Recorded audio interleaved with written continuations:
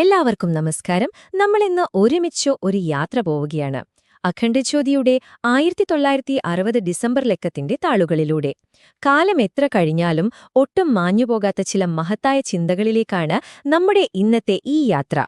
നമ്മൾ മനസ്സിലാക്കാൻ പോകുന്ന ഈ അമൂല്യമായ അറിവുകളെല്ലാം നമുക്ക് പകർന്നു നൽകുന്നത് യുഗഋഷി പണ്ഡിറ്റ് ശ്രീരാം ശർമ്മ ആചാര്യജിയാണ്.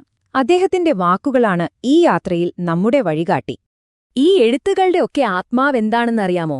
മനുഷ്യരുടെ ചിന്തകളിൽ ഒരു പുതിയ തീപ്പൊരി ഉണ്ടാക്കുക എന്നതാണത്. ഒരു വിചാരവിപ്ലവത്തിന് തിരികൊളുത്തുക. ആ ഒരു വലിയ ലക്ഷ്യമാണ് ഈ ലക്കത്തിലുടനീളം നമുക്ക് കാണാൻ സാധിക്കുന്നത്. അപ്പോൾ നമുക്ക് തുടങ്ങാമല്ലേ? ഈ ജ്ഞാനയാത്രയുടെ ആദ്യത്തെ പടി സഹകരണമാണ്, അതായത് സഹയോഗം. ആത്മീയവും സാമൂഹികവുമായ ഏത് പുരോഗതിയുടെയും അടിത്തറ തുടങ്ങുന്നത് ഇവിടെ നിന്നാണ്. ഈ ലക്കത്തിലെ ആദ്യത്തെ വലിയ പാഠം സഹയോഗഭാവന അഥവാ സഹകരണ മനോഭാവത്തെക്കുറിച്ചാണ്. മനുഷ്യന്റെ യാത്ര ഒരിക്കലും ഒറ്റയ്ക്കല്ല, മറിച്ച് ഒരുമിച്ചാണെന്ന് നമ്മളെ ഇത് ഓർമ്മിപ്പിക്കുന്നു. ശരിക്കും പറഞ്ഞാൽ സന്തോഷമുള്ളൊരു ജീവിതത്തിന്റെ അടിത്തറയും ഇതുതന്നെയാണ്. പുറമേയുള്ള ഈ സഹകരണത്തിൽ നിന്ന് ഇനി നമുക്ക് ഓരോരുത്തർക്കും നമ്മളുടെ ഉള്ളിലേക്ക് ഒന്ന് നോക്കിയാലോ? കാരണം യഥാർത്ഥ മാറ്റങ്ങളൊക്കെ തുടങ്ങുന്നത് നമ്മുടെ ഉള്ളിൽ നിന്നാണല്ലോ. ഈ പഠിപ്പിക്കലുകളൊക്കെ നമ്മളോട് ഒരേയൊരു കാര്യമാണ് പറയുന്നത്: യഥാർത്ഥ മാറ്റം തുടങ്ങേണ്ടത് ആത്മപരിശോധനയിലൂടെയും ആന്തരിക ശുദ്ധീകരണത്തിലൂടെയുമാണ്.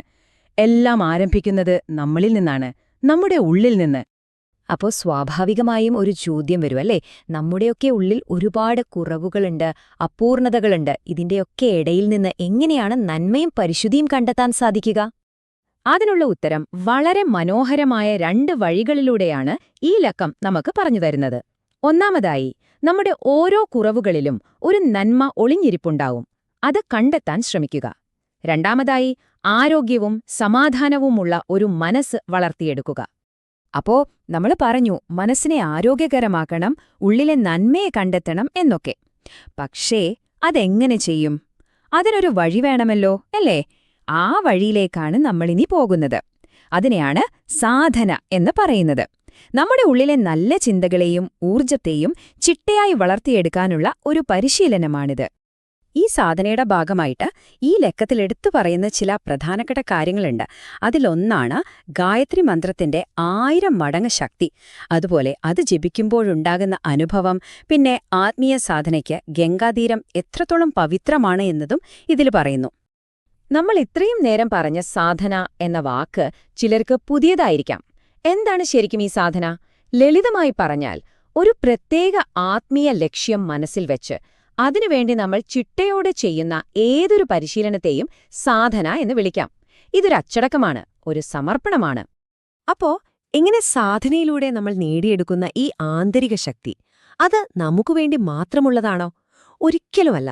നമ്മുടെ ഉള്ളിലുണ്ടാകുന്ന ഈ നല്ല മാറ്റങ്ങൾ എങ്ങനെ സമൂഹത്തിന് മുഴുവൻ പ്രയോജനകരമാക്കാമെന്ന് നോക്കാം. അതായത് സ്വയം നന്നാകുന്നതിലൂടെ ലോകത്തെ സേവിക്കുന്നതിലേക്ക്. നോക്കൂ, ഓരോ മനുഷ്യന്റെ ഉള്ളിലും വലിയ കഴിവുകളും ഗുണങ്ങളും ഉറങ്ങിക്കിടക്കുന്നുണ്ട്. എന്നാൽ അവ ഉണരുമ്പോഴോ? അപ്പോൾ മാത്രമാണ് അധികാരം അതിന്റെ ശരിയായ അർത്ഥത്തിൽ, അതായത് ധാർമ്മികമായ കർത്തവ്യങ്ങൾ ചെയ്യാൻ വേണ്ടി ഉപയോഗിക്കപ്പെടുന്നത്. അപ്പോ ഒരു വ്യക്തിയിൽ നിന്ന് തുടങ്ങി സമൂഹത്തിലേക്ക്. ഇനി നമ്മൾ പോകുന്നത് അതിലും വലിയൊരു സ്വപ്നത്തിലേക്കാണ്. മനുഷ്യരാശിക്ക് മുഴുവനായി ഒരു പുതിയ പ്രകാശപൂർണമായ യുഗത്തെക്കുറിച്ചുള്ള സ്വപ്നം. ഒരു സമൂഹം എങ്ങനെയാണ് ഈയൊരു നിഴലിൽ നിന്ന് വെളിച്ചത്തിലേക്ക് മാറുന്നത്?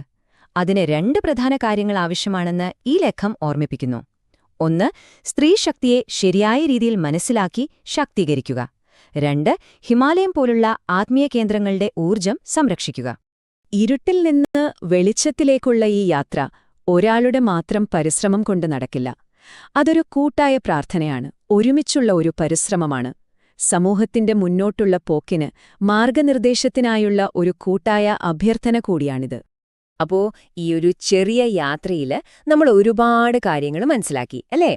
നമ്മൾ ഇതുവരെ സംസാരിച്ച പ്രധാന ആശയങ്ങൾ എന്തൊക്കെയാണെന്ന് പെട്ടെന്ന് ഓർത്തു നോക്കിയാലോ? നോക്കൂ, ഈ യാത്രയുടെ വഴി ശരിക്കും എത്ര വ്യക്തമാണെന്ന്. ആദ്യം സഹകരണത്തിൽ തുടങ്ങുന്നു. പിന്നെ സ്വന്തം ഉള്ളിലേക്ക് നോക്കി നമ്മളെ തന്നെ പാകപ്പെടുത്തുന്നു. അതിനായി സാധനയൊരു ഉപാധിയാക്കുന്നു. അങ്ങനെ കിട്ടുന്ന ശക്തി ഉപയോഗിച്ച് സമൂഹത്തോടുള്ള നമ്മുടെ കടമകൾ നിറവേറ്റുന്നു.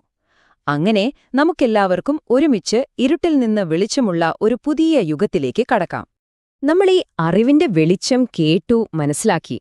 പക്ഷേ ഇവിടെയാണ് ഏറ്റവും പ്രധാനപ്പെട്ട ചോദ്യം വരുന്നത്. ഈ ചോദ്യം നമ്മൾ ഓരോരുത്തരും സ്വയം ചോദിക്കേണ്ടതാണ്. ഈ വെളിച്ചം നിങ്ങളുടെ ജീവിതത്തിലേക്ക്, നിങ്ങളുടെ ലോകത്തിലേക്ക് നിങ്ങൾ എങ്ങനെയാണ് കൊണ്ടുപോകാൻ പോകുന്നത്?